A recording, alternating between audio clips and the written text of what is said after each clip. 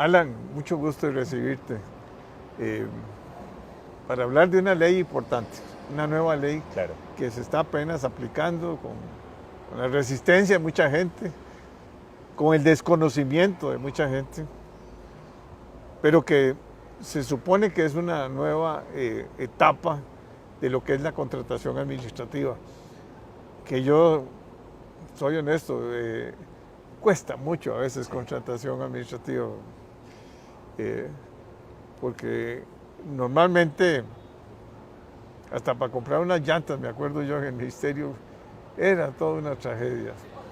Pero todo esto, la nueva ley es mucho más ágil, mucho más moderna, digamos, ¿verdad? Y exige también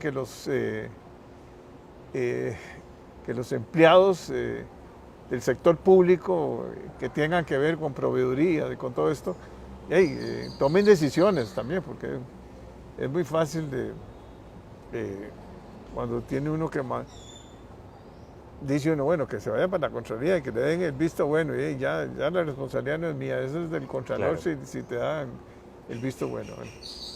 Bueno, pero contanos un poco de la ley, de las ventajas que tiene esta ley versus la anterior, y esto cómo moderniza a la administración pública y cómo también obliga a las instituciones, de todas las instituciones del Estado tienen que cumplir ahora. Exacto.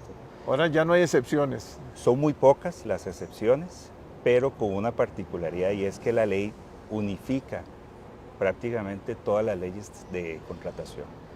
Entonces ese es un primer cambio.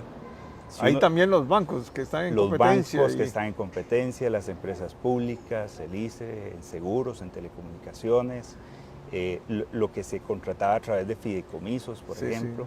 Entonces es una ley que Es una sombrilla. es una sombrilla que cobija a las partes que participan en este tema de contratación, que es por un lado el Estado, por otro lado los contratistas, el sector privado que vende sus bienes y servicios, y en última instancia el mismo ciudadano que puede verificar la información en contratación.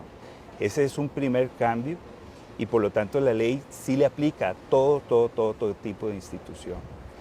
Lo que sí hace o hizo el legislador fue que diferenció. Entonces le permitió, según esquemas, por ejemplo, las entidades que están en competencias, modalidades de contratación más flexibles o más ágiles, que no les impida cumplir con las tareas frente a la competencia a la que ellas se encuentran. Ese es un tema que parece más bien muy poco relevante, pero no es así. Imagínense que un contratista que vendiera un producto, una silla, por ejemplo, o vendiera sillas, en el modelo anterior tenía que identificar primero qué reglas del juego, digo yo, le aplicaban. Si usted le vendía a una empresa pública en competencia, en telecomunicaciones, seguros, ese era un régimen diferente. Si le vendía, por ejemplo, a empresas como Correos, la empresa de servicios públicos de Heredia, JASEC, ese era otro régimen diferente. Si se vendía a través de fideicomisos, ese era un régimen diferente. Si usted le vendía a una institución, había que ver el presupuesto que tenía cada una de ellas y variaba según 10 categorías que definía la Contraloría.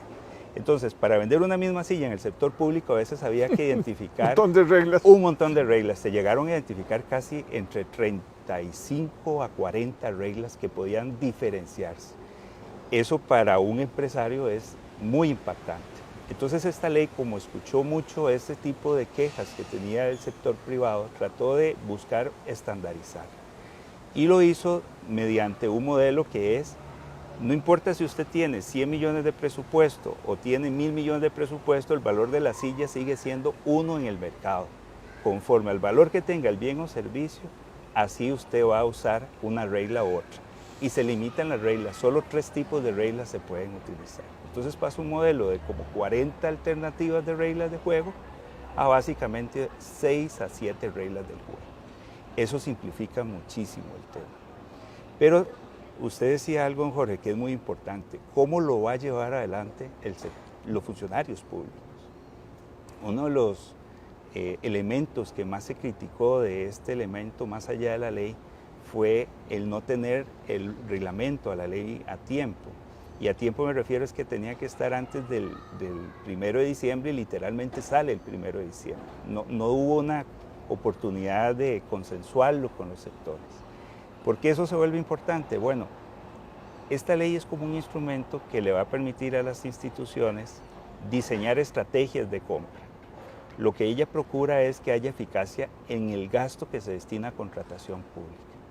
Entonces, por ejemplo, veamos un tema como podría ser el sector municipal. Si uno ve lo que compra una municipalidad y lo refleja en todas las demás, estamos considerando que hay probablemente las mismas compras en casi todas las municipalidades. Se podrían quitar ciertos proyectos de inversión, de desarrollo, ¿verdad? Pero prácticamente uno podría estandarizar el resto de las compras para dar servicios de limpieza a nivel de calles, para mantener si tienen infraestructuras como alcantarillados o servicios de, por ejemplo, recolecciones de basura, seguridad en municipalidades y demás. ¿Qué pasaría? Cementerios. Cementerios que ellos administran y un montón de funciones más cercanas, digámoslo así, propios de la vecinos. actividad de ellos. Exacto. Pero si uno se pone a ver, para comprar esos bienes, cada una tiene que hacer un proceso. A partir de dentro de 2 años estamos hablando que si alguien va a comprar computadoras en municipalidades, tendrían que hacer al menos cada una un proceso, son 84 procesos. Si usted identifica que hay bienes comunes, una institución podría, en nombre de las demás 83, hacer un único proceso y las demás solo acudir a comprar. Entonces usted puede simplificar por lotes de compra, con ahorros de economías de escala y utilizando mejor los recursos de ciertas municipalidades, compras que pueden ser inclusive a nivel regional, que pueden ser para todo el sector, ¿verdad? Y ese tipo de beneficio lo tienen las municipalidades, el gobierno central y en general se pueden organizar cualquier tipo de institución. Hoy en día se habla mucho del problema de la regla fiscal, que es un esquema que limita por sostenibilidad fiscal las compras. Entonces la exigencia es que yo tengo que priorizar mucho a qué tengo que dedicar la compra. Si yo uso estratégicamente esta ley, le permite hacer ese modelo, donde usted puede juntar con otras instituciones, priorizar y modalidades de entrega según demanda, donde usted lo que tiene que ver es la logística de inventarios, digámoslo así, que no se desabaste para dar servicios y demás. Y puede utilizar distintas figuras que le pueden ayudar. Eso lo prevé también la ley. ¿Cuál puede ser un elemento crítico para una adecuada implementación? La preparación de las personas, la preparación tanto del mercado, la preparación en las entidades públicas, la preparación de quienes fiscalizan las compras, de quienes promueven las compras, de entender que hay un cambio de paradigma para potenciar el uso eficaz, no de quién escojo para hacer el contrato, sino del uso del dinero que invierto en las compras y que puede favorecer en términos legales y transparentes y de ética, tanto al sector público como al sector privado, ¿verdad? Hay oportunidades importantes, me parece a mí, que se tienen que aprovechar. Y es que, por ejemplo, este gobierno le va a tocar la tarea de hacer por primera vez el Plan Nacional de Compra del Estado con una visión a largo y mediano plazo, con una visión de hasta 3, 4 años. Entonces, eso va a ayudar a que no necesariamente por una sucesión de un gobierno se tenga que traer abajo un montón de contrataciones que están en trámite, sino que se vuelve una estrategia de compra más transparente a largo y mediano plazo. Si yo estoy en el sector privado, ¿me favorece? Claro, porque yo puedo identificar en qué momentos y qué tipo de bienes o servicios podría requerir el gobierno, ¿verdad? En qué magnitudes, y yo me puedo preparar para vender, ¿verdad? Entonces da esas potencialidades. Otro elemento que también se instruye acá es que pretende una articulación de los sectores privados. ¿A qué me refiero? Que, por ejemplo, se puede dar una articulación de empresas con pymes que le permitan ayudar en regiones o por tipos de categorías de bienes o servicios la venta al Estado, pero de una forma más sostenible y con una orientación inclusive hasta podría ser social, dependiendo de las políticas que cada gobierno pueda instaurar. Entonces, a mí me parece que es más que nada una herramienta, es un instrumento, no es la solución, diría yo, perfecta, porque tiene que acoplarse con esas políticas y con esos instrumentos que le ayuden a las entidades públicas a clarificar qué ocupa y a buscar la mejor forma y más eficaz del uso de sus dineros para satisfacer esas necesidades. Pero para entender bien, o sea, uno, digamos, para hablar así de sencillo, si yo quiero papel claro. para, ¿cómo se llama? Para todas las computadoras, bueno, ya casi nada hay de impresión, pero digamos, hay mucho papel todavía. Claro. Digamos, Bond, no sé qué, 8,5 por 11. Entonces, uno puede agruparse con otros ministerios, es decir, bueno, mis necesidades son tantas resmas y el otro son tantas resmas, hagamos una programación de 5 años o de 1 año. Correcto. Y vamos a salir a hacer las compras. Se sale al mercado. No hay, por ejemplo, no va a salir, digamos que hayan 20 ministerios, no van a salir cada uno a comprar su papel. Una dependencia. Hacen como un consorcio. Hacen como una especie de consorcio o de convenio de cooperación, llamémosle de alguna forma, y en vez de salir a comprar cada una, el Ministerio de Hacienda le compra a todas. Ventajas que eso puede traer: mejor distribución de partidas en el presupuesto. Entonces, probablemente si Hacienda identifica la necesidad de comprar papel en todos los ministerios, ella puede salir y decir, mercado, véndame papel, eso sí, me lo va a entregar según lo requiera cada ministerio y según las fechas que ellos les indiquen.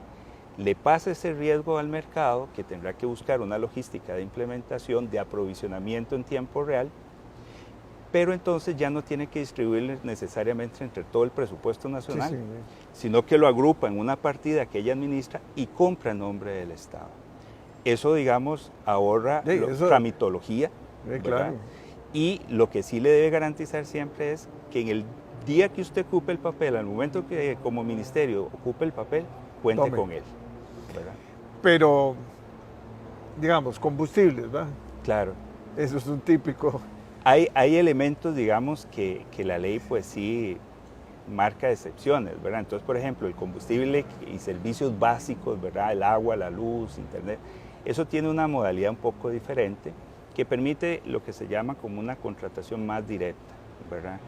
Pero, digamos, hay otros factores, por ejemplo, inclusive potencialidades.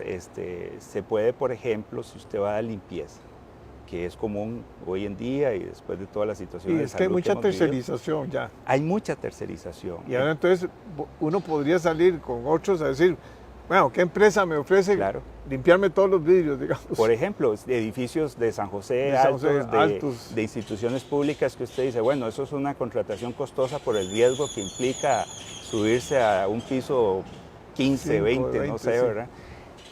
Bueno, pero ¿qué pasa si hacemos una contratación donde una de esas entidades es la que encarga el contratista, modelo que se llama, por ejemplo, convenios marco, y otra institución se adhiere a él y usa el mismo proveedor bajo las condiciones que se han definido porque le sirve? Él siempre va a revisar que le sirva. Entonces, y los precios, son estrategias. Y los precios, digamos, de ofertas que uno puede decir, bueno, yo bajo, yo reduzco, yo ofrezco esto más, siempre va a haber esa oportunidad. Está la oportunidad de hacer contrataciones, por ejemplo, hay modelos que le llaman subasta a la baja. Subasta a la baja. Sí. Por ejemplo, se usa mucho en compras de equipos de cómputo o así, se obtienen buenos precios, hay instituciones que así lo han hecho. Pero también, es que ahora sería un volumen más grande. Exactamente. Es que, digamos, usted lo que le da es le devuelve al Estado la oportunidad de una rectoría de gestión de política de compra. Porque hoy en día, como se ha atomizado tanto en muchas unidades de compra de todo el Estado, ¿verdad? Piense, por ejemplo, solo una institución como la Caja tiene en su momento tenía 164 unidades de compra, solo la Caja. Y multiplícalo por todas las instituciones públicas, lo que estamos haciendo es, de alguna forma, se le da ventaja a los proveedores, porque usted no concentra mayor la información. Volumen, hay mejores precios. Exactamente, sí, claro. Esa es la gran apuesta, pero eso implica planificación, estrategias de gestión de compra y yo diría como una profesionalización también del perfil del que le tiene que comprar al Estado.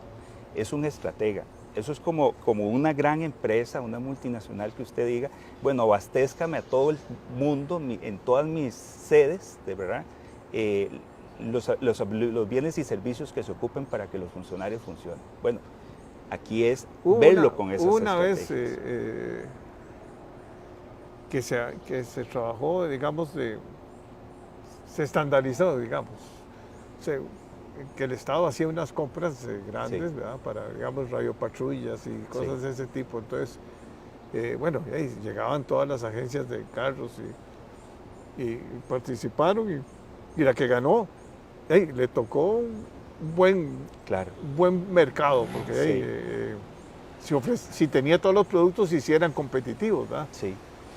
Porque ya no necesitabas volver a hacer la contratación, nada más decía, yo necesito 2 carros más, 3 Exacto. carros más. Eso lo llaman modalidades de entrega según demanda. Entonces, por un periodo de tiempo, según ciertos estudios, ¿verdad? Yo puedo identificar cuándo ocupo esa necesidad y para cuándo. Esto, digamos, lo fuimos adaptando de otras experiencias, por ejemplo, en Chile, así es como funciona. El Ministerio de Hacienda, como le digo, consolida las partidas de gasto, de ciertos gastos, sobre todo los más estandarizables, y le anuncia al mercado y le dice, para este año tengo disponible para compra tanta cantidad de dinero en estos tipos de bienes. El mercado verá cómo se prepara. Se puede consorciar, puede vender directamente a un proveedor fuerte o buscar estrategias también para que ellos se preparen. Entonces no es solo... Porque hay que preparar a los vendedores y a los que le los venden compradores. claro que sí, créame que venderle al Estado, si usted analiza inclusive condiciones de empleo, hay gran cantidad de requerimientos en este momento de personas en administración que manejen el tema de compras públicas. Y eso yo lo estaba monitoreando y me ha llamado mucho la atención porque es toda una transformación en lo que implica estrategia de venta y estrategia de compra. Y el sector privado también se suma a esos cambios que se tienen que presentar. Entonces, esta ley lo que viene a hacer, me parece a mí, es un instrumento de transformación del modelo de compra.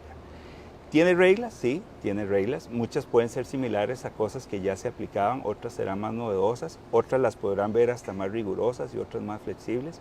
Pero lo más importante es cómo yo utilizo ese instrumento para cada fin que yo tenga. Si yo quiero vender mejor o mayor condiciones al Estado, me preparo como comprador, pero si yo soy el Estado, también me puedo preparar para obtener mejor calidad, mejores condiciones y mejores precios de los bienes y servicios que requiero adquirir.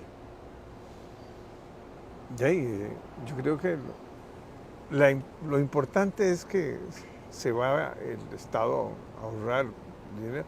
O sea, esto en las empresas privadas se hace. Claro. Uno consolida, digamos, si va a traer fertilizantes, Sí. Y viene otro con fertilizantes, entonces agarra un barco Exacto. y lo hace más, contratan un barco de, no sé, 10,000 toneladas en lugar de 5,000 y 5,000, ¿verdad? Entonces comparten gastos y tienen beneficios. Gastos y hacen beneficios, porque Sí. Es el flete lo que... Exacto. Y entonces, igual es este caso, Sí, y un elemento que suma es que, por ejemplo, en esas estrategias de los privados, una de las cosas que más favorece es tener información. Y aquí lo que se procura también con la ley es que exista esa información que el mismo Ministerio de Hacienda, ahora como rector en compras, el Ministerio de Hacienda, Mideplan y el MISID, que van a ser las autoridades de contratación pública, que ellos puedan y haya transparencia, transparencia y estrategia en la el uso nube, de la información. todo para que... Perfectamente se puede aprovechar esquemas de la nube. Por ejemplo, en algún momento uno de los asesores, un asesor del BID que apoyó en la estructuración y revisión de esta ley, luego hizo un estudio de cómo podría tener muchos ahorros los sectores de compras públicas si aprovechan esquemas de la nube. Y volvemos a lo mismo. Alguien puede decir, es que para mí es muy caro, yo como institución no aprovecho del todo la nube. Entonces uno diría, bueno, pero usted no tiene un igual, usted no tiene otro dentro del sector en el que está, sea municipal, sea de entidades descentralizadas o el mismo gobierno público, o todas en conjunto, ¿no cree que si se suman podría tal vez tener condiciones de prestación en la nube por mucho mejor? O el tiempo que usted no lo va a usar lo puede aprovechar la otra institución que eso sí le favorece, pero en una misma contratación usted puede tener ese tipo de oportunidades. Entonces, algo que digamos, no lo tiene la ley, pero sí los que la pueden utilizar es empezar a instrumentalizar con creatividad, iniciativa de estrategia en la contratación, sea del sector que sea. Si usted es ciudadano, puede vigilar cómo se están haciendo esas contrataciones. Hoy si usted ve los medios, a veces es interesante cómo monitorean cada vez más las compras que se hacen en el sistema del SICOP. Entonces a veces una noticia es, tal entidad está contratando tal servicio. Entonces es porque está bien, porque está mal o porque está aprovechando el servicio. El ciudadano verá cómo lo enfoca, pero hasta él se va a ver beneficiado con esa transparencia, como usted lo dice. Y el SICOP ha sido, bueno, pues yo me acuerdo del SICOP porque eso era de Corea, el sistema. Correcto. ¿Va? El SICOP, no, eso es importante, la ley no potencia el SICOP, potencia un sistema con características. Puede ser el SICOP, yo lo que siempre considero es, puede ser el SICOP, pero se le puede exigir que cumpla esas características. ¿Quién es el que tiene que vigilar que se cumplan las características? El que lo contrató, que es el Ministerio de Hacienda. A futuro puede haber otro sistema, No, la ley no le pone nombre. No le pone nombre. Le pone condiciones de seguridad, de calidad de la información. Y de ciberseguridad. Sí, más ahora, y es un sistema importante, y sobre todo también de gestión de la información, ¿verdad? Datos abiertos, etc. Entonces son características de un modelo de sistema, más no de uno en especial. Ahora, si es SICOP, lo que sí se le puede exigir por parte de Hacienda, o Hacienda también como responsable, es que se satisfagan esas características, ¿verdad? Y eso ayuda a que la información que esté en ese sistema se pueda aprovechar. Muchas veces, y no sé si usted lo experimentó, se decía, es que hay que hacer un estudio de mercado, ¿y cómo se hace el estudio de mercado? ¿Y dónde saco la información? Bueno, esa información ya debería ser más factible de obtener. ¿Cómo le fue a una institución en la contratación de un servicio que yo hoy quiero dar? Bueno, yo puedo saber más de esa información. Hay mercado, hay oferentes que tal vez yo no he considerado, bueno, yo lo puedo tener también de eso. Y buscar que el sistema simplifique la tramitología de la contratación y no que se vuelva más bien un obstáculo para contratar. Ese es otro reto importante que el sector, por ejemplo, privado, debería procurar que se logre para simplificar y reducir costos que al final se los va a tener que pasar a la administración. ¿Y el Ministerio de Hacienda estará preparado? Bueno, ese es un gran reto. Me parece que ese es uno de los puntos críticos para el éxito de este proyecto. El Ministerio tiene que evaluar si tiene que invertir en su dependencia, como autoridad. Él tiene más obligaciones, mucho más de las que tenían antes las direcciones internas, y no solo tiene que prepararse él, sino que va a tener que preparar al sector público. Y si no tiene esa capacidad, pues tiene que apoyarse para lograrla. Por ejemplo, en la profesionalización, un sector que es esencial para apoyarlo hoy en día es el académico. Si usted revisa, por ejemplo, Jorge, la cantidad de carreras a nivel técnico, profesional y de posgrado en temas de contratación del año pasado a lo que se ofrece hoy en el ámbito académico, se incrementaron considerablemente. Inclusive universidades que no incluían las carreras o vinculaciones de carreras con contratación administrativa ya lo están incorporando dentro de sus planes de estudio.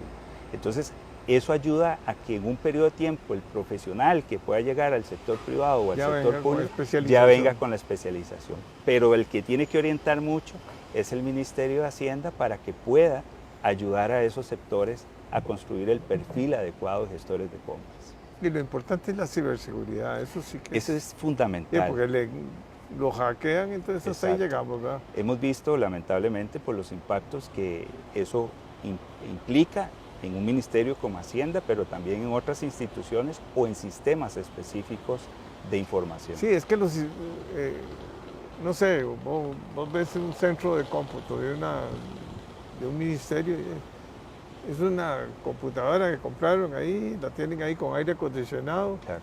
A veces se va la corriente, se acaba el sistema, bueno, es muy precario total, y esto es importante darse cuenta que es de gran importancia y prioritario ordenar, sí, porque información es lo más importante. Ya es un riesgo que no puede ser no considerado en los análisis de las instituciones. y el cómo administrarlo es importante. Si yo no tengo esa condición, pero lo puedo transferir o administrar de una forma, lo puedo subcontratar. Sí, claro. Si usted usa la nube, puede condicionar que haya ciertas condiciones y responsabilidades en caso de que se materialice un evento.